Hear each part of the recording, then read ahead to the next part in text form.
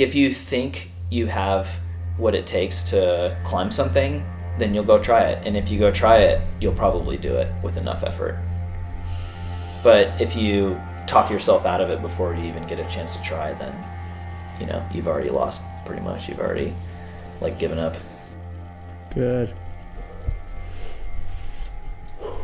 Good. Breathe here.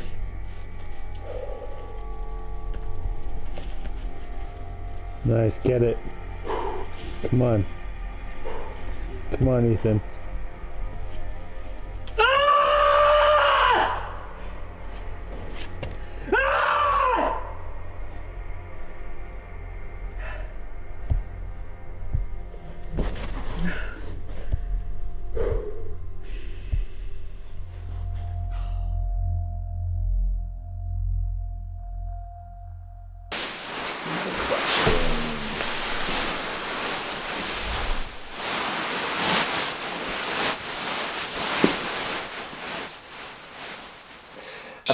I'm not moving anymore. I'm done moving.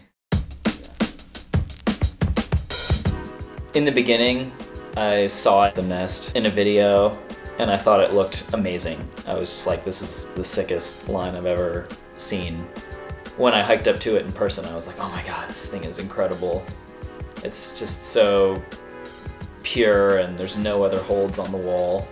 It's just like this perfect line of holds, you know, from bottom to top. And there's pretty much just blankness on either side.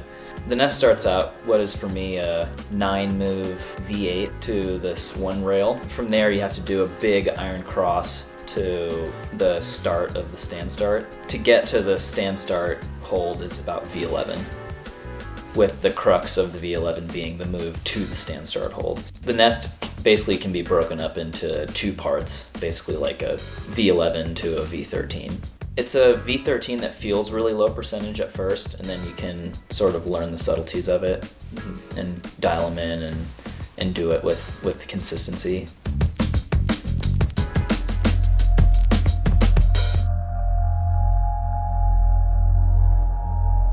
I had spent so much time up there and gotten close and I still wasn't doing it. You know, it was hard to have the same level of enthusiasm for the line and for the area. I became too familiar with the place, and looking at the wall just filled me more with dread and fear than it did with enthusiasm. Even though I'm sweating a ton, it's better if my hands are warm when I start.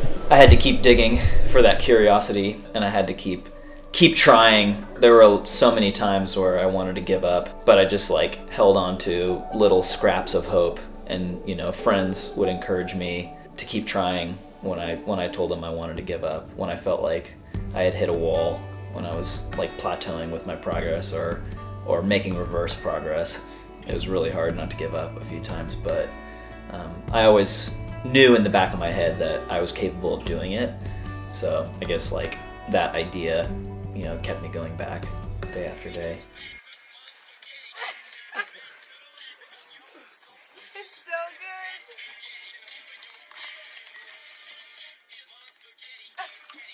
I always wanted to do a boulder problem that was like, you know, that took like the strongest guys in the world several days to do, maybe even like more than that. So that was definitely part of it.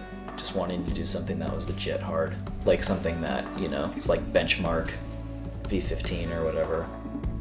It's definitely easier said than done. When I first looked at the nest, I thought like these holds are just too bad and too far apart for me to ever rock climb this. But then I was just like, well, you know, maybe that's just a bullshit story that's untrue about my climbing ability and I should just go try anyway. Yeah, sure enough, after a few days I could do all the moves, and that just proved to me like I could send the boulder problem, you know?